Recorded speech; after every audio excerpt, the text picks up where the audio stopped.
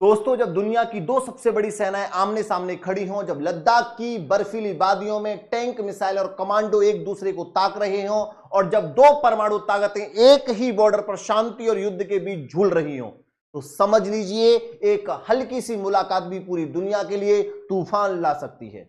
और ठीक ऐसा ही हुआ बीजिंग में, जहां पहुंचे हैं भारत के राष्ट्रीय सुरक्षा सलाहकार अजीत डोभाल जी।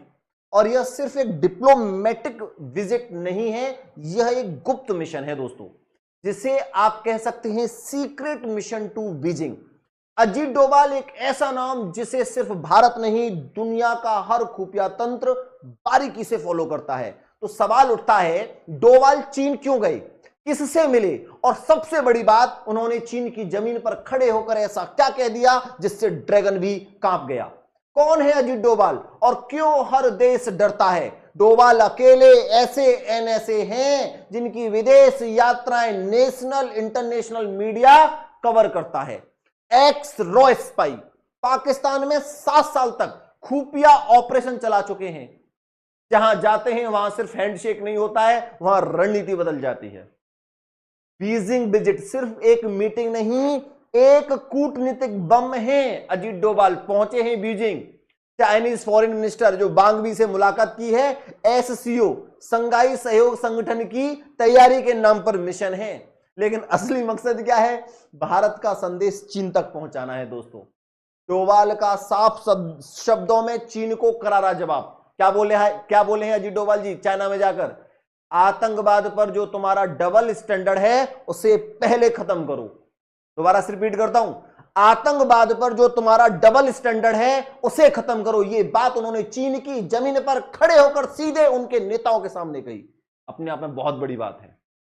ये वही चीन है जो दुनिया को दिखाता है शांति का चेहरा और पीठ पीछे पाकिस्तान को देता है मिसाइलें, ड्रोन, और अब देने वाला है क्या पता है आपको? 5th generation fighter jets. और इन्हीं हथियारों से पाकिस्तान भारत को नुकसान पहुंचाने की कोशिश करता है। लेकिन भारत अब किसी भ्रम में नहीं है। अब भारत आरआईसी जैसे झूठे मेल झोल पर भरोसा भी नहीं करता है। चाहे रूस और चीन कितनी भी कोशिश कर लें कि भारत चीन दोस्त बन जाए, भारत सब समझता है कहां कौन सी राजनीति चल रही है। और इसी बीच सबसे बड़ा सवाल, क्या नरेंद्र मोदी खुद चीन जाएंगे?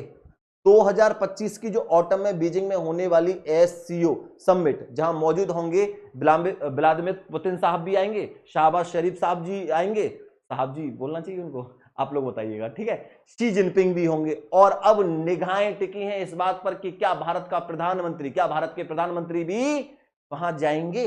2024 में जब पाकिस्तान ने एससीओ समिट होस्ट किया था तो मोदी वहां नहीं गए थे। भारत की तरफ से डॉक्टर जयशंकर ने वहां इंडिया को रिप्रेजेंट किया था। और किस जगह उतरे थे? नूर खान एयरबेस, वही जगह जिसे भारत ने बाद में ब्रह्मोस मिसाइल से ऑपरेशन सिंदूर में तबाह किया था। यानी भारत अपनी हर कूटनीतिक चाल के साथ साथ सैन्य संदेश भी देता है। और डोभाल की यात्रा उसी की अगली कड़ी है। एससीओ में पाकिस्तान भी है, चीन भी है, और इसी की क्रेडिबिलिटी को कमजोर करता है।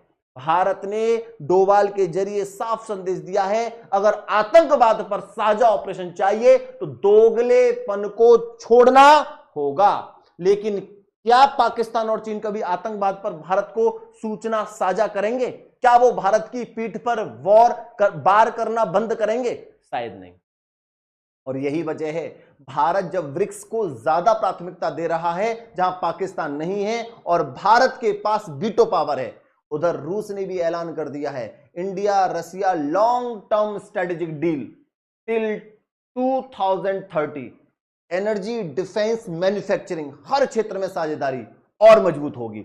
और पुतिन जल्द ही भारत आने वाले हैं। यानी एक तरफ चीन की चालें, दूसरी तरफ रूस की दोस्ती, और इन सब के बीच भारत अपनी रणनीति को बहुत संतुलन से आगे बढ़ा रहा है।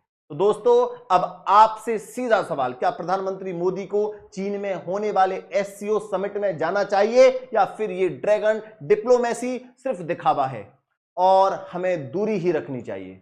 कमेंट करके जरूर बताइएगा। आपका जवाब इस वीडियो की सबसे जरूरी बात है। क्या ड्रैगन और हाथी वाकई एक साथ डांस कर सकते हैं, या ये सिर्फ एक और छलावा है?